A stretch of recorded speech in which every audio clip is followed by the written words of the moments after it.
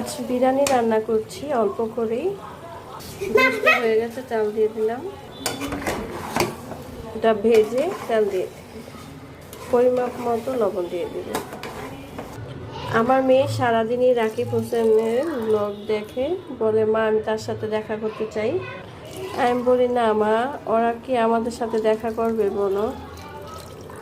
আমার মেয়েটা একটু বুঝে সুঝে কম, জ্ঞান বুদ্ধি একটু কম। সবাই দোয়া করবেন যাতে একটু আল্লাহ জ্ঞান বুদ্ধি দেয়। আজ বেশি খেয়ে ফেলেছি, তাই খুব অস্থির লাগছে। কেন যেন সকালে খেতে ভালো লাগে না, সকালে খেলে খুব খারাপ লাগে আমার। এই যে গ্যাসের অবস্থা, আলহামদুলিল্লাহ হয়ে যাবে, সমস্যা নেই। আলহামদুলিল্লাহ হয়ে গেছে, পাতিলটা চেঞ্জ করে দিয়েছিলাম, তা একটু নাড়াচাড়া হয়ে গেল। মজার বিরিয়ানি।